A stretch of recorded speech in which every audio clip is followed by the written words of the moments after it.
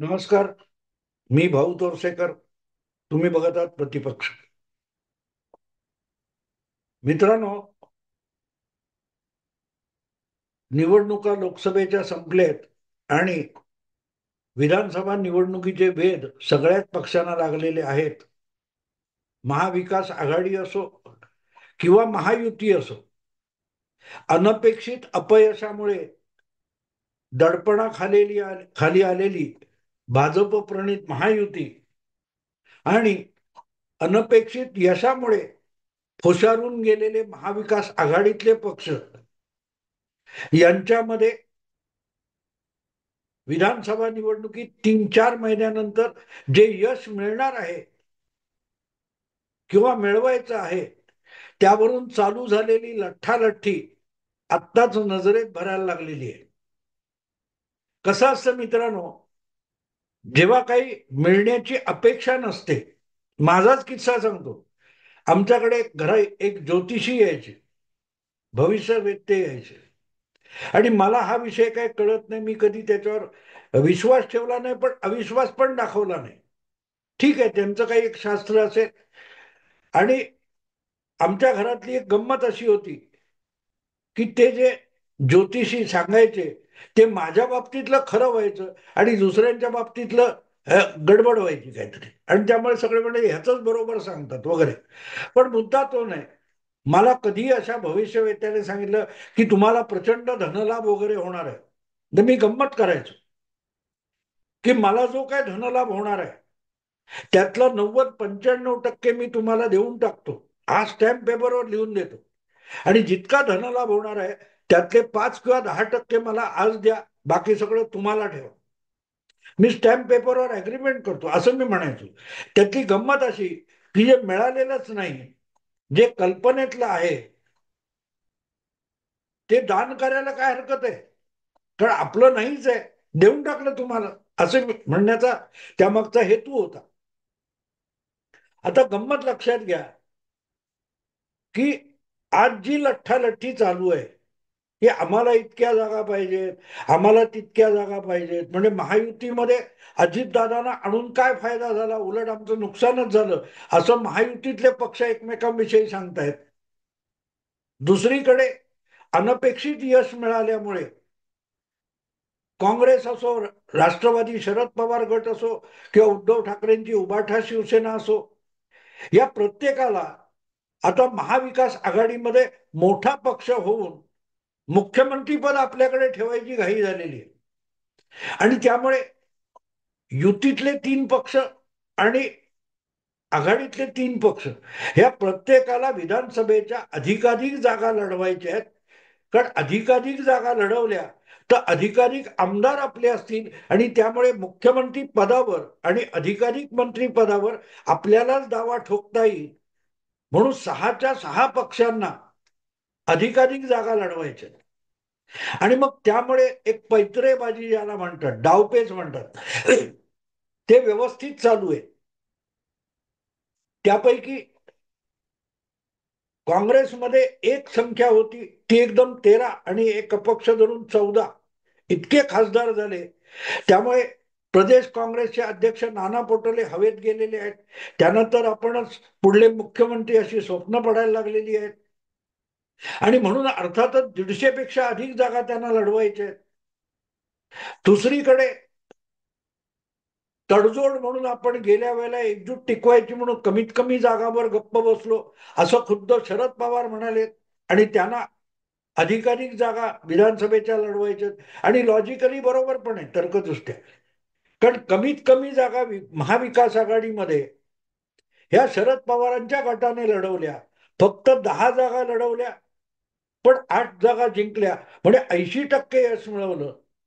काँग्रेसने 17 लढवून 13 जागा जिंकल्या, म्हणजे त्यांचा 80%पेक्षा कमी आहे. आघाडीतलं सगळ्यात कमी यश कुणाचं असेल तर ते उद्धव ठाकरेंचं आहे. ते 50%पेक्षा कमी यश मिळवू शकले. महायुतीमध्ये काहीशी तशीच गडबड आहे सगळी.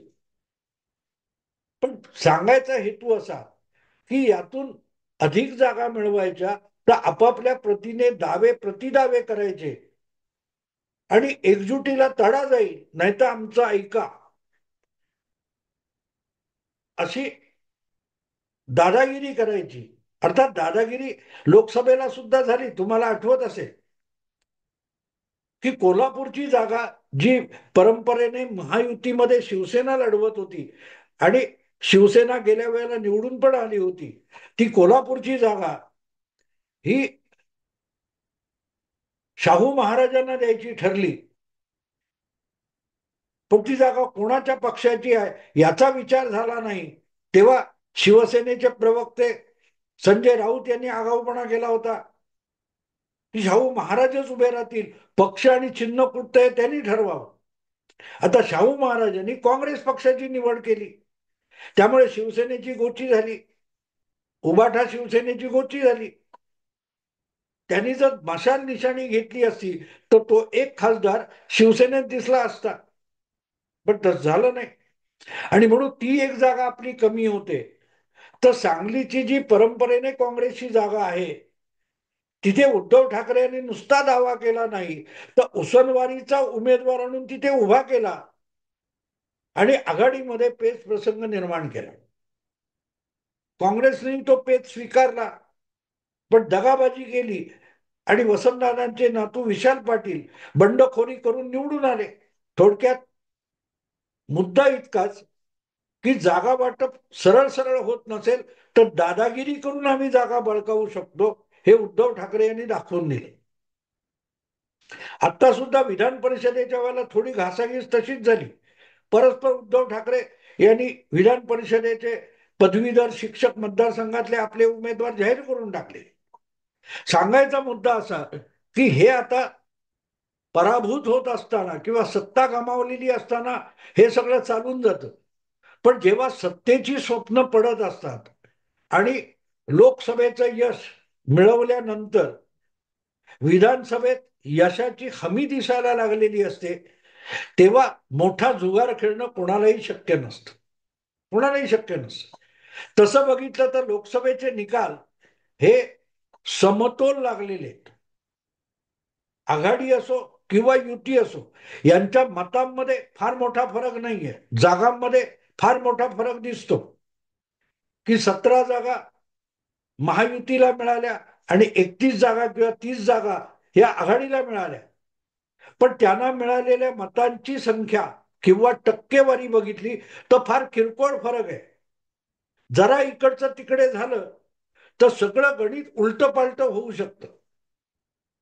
म्हणजे समजा आपण लोकसभेला 1-1.5% मतं महायुतीने मेहनत करून जास्त मिळवली असती, तर युतीला जवळजवळ 30 पेक्षा अधिक जागा आणि आघाडीला 15 पेक्षा कमी जागा मिळाल्या असत्या. आणि म्हणून आत्ता जे दिसतोय तो निवडून आलेल्या खासदारांची संख्या बघून फार मोठा जुगार दोन्ही बाजूतले पक्ष खेळू शकत नाहीये. आणि अशा वेळेला आपला दावा मोठा करण्यासाठी संजय राऊत यांनी निवडणुकीला चेहरा पाहिजे असा दावा केला. आगामी निवडणुकांमध्ये महाविकास आघाडीचा मुख्यमंत्री पदाचा चेहरा म्हणून उद्धव ठाकरे यांना पेश केलं पाहिजे असा आग्रह संजय राऊत यांनी धरलाय. पण ते ज्यांना गुरु मानतात किंवा आपल्याला स्वतःला ज्यांचा हस्तक मानतात त्या शरद पवारांनीच उद्धव ठाकरे यांचा चेहरा नाकारलाय. आणि म्हणून इथे गंमत लक्षात घ्यायला लागते की शरद पवारांना उद्धव ठाकरे यांचा चेहरा नकोय, उद्धव ठाकरे नावाचा मोहरा पाहिजे. तुम्हाला आठवत असेल 2000 आपलं काल परवाच्या लोकसभा निवडणुकीमध्ये मराठी माध्यमाने एक टिमकी वाजवत ठेवलेली होती की उद्धव ठाकरे यांचं मुख्यमंत्री पद गेल्यामुळे त्यांच्याविषयी कमालीची सहानुभूती जनमानसात आहे आणि त्याचाच फायदा राष्ट्रवादी शरद पवार गट किंवा काँग्रेसला मिळू शकतो. आता तेच सूत्र पकडून संजय राऊत म्हणतायत की विधानसभेच्या निवडणुका जिंकायच्या असतील आणि सत्ता मिळवायची असेल तर उद्धव ठाकरे यांना मुख्यमंत्री पदाचा चेहरा म्हणून पेश केलं पाहिजे. आता माणसं आपलंच कसं थोबाड फोडून घेतात त्याचा उत्तम नमुना म्हणजे संजय राऊत यांचा हा युक्तिवाद आहे. जे संजय राऊत गेली 4.5 वर्ष मोदींच्या चेहऱ्यावर आम्ही निवडून आलो नाही, भाजप बाळासाहेबांच्या चेहऱ्यावर निवडून आला असा दावा संजय राऊत करत होते. ते आत्ता सांगतात की लोकसभेत भाजपला किंवा एनडीएला लाभ मिळाला तो त्यांचा पंतप्रधान पदाचा चेहरा नरेंद्र मोदी म्हणून मिळाला. म्हणजे एनडीएला ज्या 292 जागा मिळाल्या किंवा आघाडी म्हणून बहुमत मिळालं, ते 292 खासदार हे मोदींच्या चेहऱ्यावर निवडून आले. मग ते नितीश कुमारचे असोत, नायडूचे असोत, चिराग पासवानचे असोत किंवा एकनाथ शिंदेचे असोत, हे सगळे मोदींच्या चेहऱ्यावर निवडून आले, हा संजय राऊत यांचा दावा आहे. आणि जसा मोदींच्या चेहऱ्याचा फायदा एनडीएला मिळाला, तसा विधानसभा निवडणुकीत महाविकास आघाडीला जर बहुमताचा फायदा उठवायचा असेल तर एक चेहरा म्हणजे उद्धव ठाकरेंचा चेहरा मुख्यमंत्री पदासाठी पुढे करावा लागेल. सत्य कसं बाहेर येतं बघा मित्रांनो. 2014 असो किंवा 2019 असो, शिवसेनेला महाराष्ट्रात 18 खासदार निवडून आणता आले. ते उद्धव ठाकरे यांच्या चेहऱ्यावर आलेले नव्हते, ते पंतप्रधान पदाचा चेहरा नरेंद्र मोदी होता. म्हणूनच उद्धव ठाकरे यांच्या नेतृत्वाखालच्या शिवसेनेचे 18 खासदार निवडून आले, उद्धव ठाकरेंच्या चेहऱ्यावर आलेले नव्हते. 2009 मध्ये उद्धव ठाकरेंचा चेहरा होता, पण खासदार 18 आले नव्हते, खासदार मोदींच्या चेहऱ्यावर आले. आणि म्हणून 2009 मध्ये याच मुंबई आणि ठाण्याच्या 10 जागांमध्ये महायुतीला 9 जागा 10 पैकी गमवाव्या लागल्या. आनंद परांजपे हा एकमेव कल्याणचा शिवसेनेचा उमेदवार निवडून आला, पण ठाणे, कल्याण, पारघर या 3 ठिकाणच्या 10 पैकी 9 जागा शिवसेना भाजप युतीने गमावल्या होत्या. नेता उद्धव ठाकरेच होते, पण कुठेही निवडणुकीमध्ये नरेंद्र मोदींचा चेहरा नव्हता. आणि मोदींचा चेहरा होता, म्हणून 14 आणि 19 मध्ये शिवसेनेचे 18 खासदार निवडून आले. हे सत्य आज संजय राऊत कबूल करतात की एनडीएला आत्ता 292 जागा मिळाल्या, त्या मोदींचा चेहरा होता म्हणून. मग 14 आणि 19 मध्ये उद्धवच्या चेहऱ्यावर 18 जिंकले होते का? असो, मुद्दा इतकाच आहे की सत्य तुम्ही कितीही नाकारा, ते असं बाहेर येत असतं, असं बाहेर येत असतं. आणि हे असले डावपेच शरद पवारांसमोर चालत नाही. शरद पवारांनी साफ साफ सांगून टाकलं, साफ साफ सांगितलं की 3 पक्षांची आघाडी, सामुदायिक नेतृत्व हाच महाविकास आघाडीचा विधानसभेसाठीचा चेहरा असेल. एक उद्धव ठाकरेंचा चेहरा चालणार नाही. त्यामुळे दुसऱ्या बाजूने नाण्याची दुसरी बाजू आहे की उद्धव ठाकरेंचा चेहरा, असं जेव्हा संजय राऊत सांगतात, तेव्हा शरद पवार म्हणतात उद्धव ठाकरेंच्या चेहऱ्यावर मतं मिळणार नाहीत, नरेंद्र मोदींच्या चेहऱ्यावर मतं मिळतात, उद्धव ठाकरेंच्या चेहऱ्यावर मतं मिळत नाहीत. 21 जागा लढवून 9 जागा जिंकल्या उभाठा शिवसेनेने. तो शरद पवारांचा चेहरा होता, उद्धव ठाकरेंचा चेहरा नव्हता. उद्धवच्या ऐवजी मोदींचा चेहरा दाखवला असता तर आजच्याही उभाटा शिवसेनेचे अधिक खासदार निवडून आले असते. हेच दुसऱ्या बाजूने शरद पवार दुजोरा दिल्यासारखं बोलत आहेत. आणि म्हणून ते म्हणतात की उभाठा शिवसेनेला सुद्धा महाविकास आघाडीत राहून विधानसभा निवडणूक लढवायची असेल तर सामुदायिक नेतृत्व हा चेहरा असेल, उद्धव ठाकरे हा चेहरा असणार नाही. नाही. आणि दुसरी बाजू साफ आहे की लोकसभा ही आमची गरज होती, विधानसभा ही उभाठा शिवसेनेची गरज आहे. महाविकास आघाडीतल्या काँग्रेस आणि राष्ट्रवादी शरद पवार गट यांची गरज नाहीये. जेव्हा गरज होती तेव्हा उद्धव ठाकरेंना मुख्यमंत्री केलं. कारण शिवसेना भाजप युतीमध्ये वितुष्ट वाढवायचं होतं, बिब्बा घालायचा होता, म्हणूनच उद्धव ठाकरेंना मुख्यमंत्री केलं. कारण शिवसेना भाजप या हिंदुत्ववादी पक्षांमध्ये वितुष्ट निर्माण करायचं होतं, त्यांच्यातली दरी वाढवायची होती, म्हणूनच त्यांना आपण पाठिंबा दिला, मुख्यमंत्री केलं. हे शरद पवारांनी लपवलेलं नाही. पण सामनाच्या संपादकांना तेवढं समजायला सुद्धा वर्षानुवर्ष लागतात. आणि म्हणून हा जो प्रकार सुरू झालाय की मुख्यमंत्री पदाचा चेहरा पेश केला पाहिजे, राहुल गांधी यांचा चेहरा असता तर इंडी आघाडीला फायदा झाला असता, इथपर्यंत संजय राऊत गेलेले.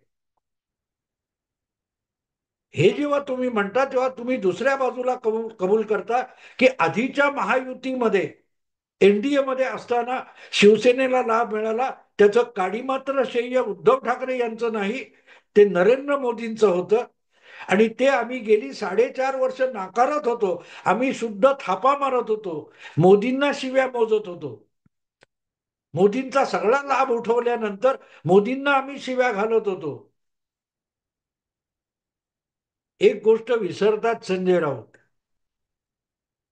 उद्धव ठाकरे मुख्यमंत्री झाले तेव्हा सुद्धा त्यांचे 56 आमदार त्यांच्या चेहऱ्यावर निवडून आलेले नव्हते. 2019च्या विधानसभा निवडणुकीत महायुती म्हणून निवडणूक लढवली अखंड शिवसेनेने. तेव्हा निवडणुकीत मुख्यमंत्री पदाचा चेहरा देवेंद्र फडणवीस होते, उद्धव ठाकरे नव्हते. उद्धव ठाकरेंनाच मुख्यमंत्री करायचे असा दावा केला असता तर कदाचित 56 आमदार सुद्धा निवडून आले नसते. शरद पवार नेमकी तीच गोष्ट संजय राऊतांना आणि उबाटा शिवसेनेला समजवायचा प्रयत्न करतायत की उद्धव ठाकरे हा मोहरा आहे, चेहरा नाही. महाविकास आघाडीचं गणित जमवताना उद्धव ठाकरे यांच्या नेतृत्वाखालच्या 56 आमदारांची आम्हाला गरज होती, म्हणून उद्धव ठाकरे यांना महाविकास आघाडीच्या मुख्यमंत्री पदाची शपथ दिली आणि चेहरा नंतर लावला. महाविकास आघाडी ही निवडणुकीत जनतेच्या आदेशाने बहुमताने निवडून आलेली नव्हती. पळवलेल्या महायुतीच्या 56 आमदारांच्या बळावर उद्धव ठाकरे यांचा चेहरा लावला आणि महाविकास आघाडीचं सरकार बनवलं. पण उद्धव ठाकरे हा महाविकास आघाडीचा चेहरा असेल तर बहुमत मिळण्याची बिलकुल शक्यता नाही. सरकार बनवण्यासाठी उद्धव ठाकरेंना मोहरा बनवता येतो, पण उद्धव ठाकरे हा चेहरा ठेवून बहुमत मिळणार नाही, हे शरद पवार यांना सांगायचं आहे. कशी गंमत आहे बघा मित्रांनो, समजून घेण्यासारखं आहे. दोन भिन्न संजय राऊत जे स्वतःला शरद पवारांचा हस्तक म्हणवून घेतात, त्या दोघांमध्येच आता लढत सुरू आहे. एकाला उद्धव ठाकरे हा चेहरा पाहिजे वाटतं आणि शरद पवारांना उद्धव ठाकरे हा फक्त मोहरा आहे असं वाटतं. आणि तो हा क्लॅश आहे, हा जो संघर्ष आहे, हा चेहरा आणि मोहरा यांच्यातला संघर्ष आहे, यांच्यातली लढत आहे. एक जण म्हणतो की उद्धव ठाकरे हा चेहरा आहे आणि शरद पवार सांगतात छे छे, उद्धव ठाकरे हा फक्त मोहरा आहे. सोयीचा असेल तेव्हा पुढे करायचा, सोयीचा असेल तेव्हा प्याद्याकडून सुद्धा मोहरा मारला जातो, हे लक्षात घ्या. महाराष्ट्राच्या राजकारणात भाजप आणि शरद पवार हा जो संघर्ष चालू आहे, तेव्हा एकनाथ शिंदे या एका प्याद्याकडून उद्धव ठाकरे नावाचा मोहरा सुद्धा बाद करता आला. कारण मोहरा असो किंवा प्यादा असो, ते पटावरचे असतात. खेळाडू पटाच्या बाहेर बसून खेळत असतात, प्यादी आणि मोहरे खेळवत असतात. शरद पवार हे खेळाडू आहेत, प्यादा किंवा मोहरा नाहीत. आणि उद्धव ठाकरे हा मोहरा आहे, हा मोहरा आहे. आणि म्हणूनच एकनाथ शिंदे हे प्याद समोरच्या लोकांनी असं वापरलं की बघता बघता उद्धव ठाकरे हा मोहरा पटावरून बाद करण्यात आला आणि संजय राऊत त्या मोहऱ्याला आता चेहरा बनवायला बघताय. किती गमतीशीर राजकारण असतं बघा मित्रांनो, किती गमतीशीर असतं. अर्थात समजून घ्यायचा प्रयत्न केला तर अमेरिकेतून बोलतोय, कितपत हे यशस्वी हा प्रयोग होईल ते माहिती नाही. आत्ता इथेच थांबतो. आवडलं तर लाईक करा, शेअर करा, सबस्क्राईब करा. नमस्कार.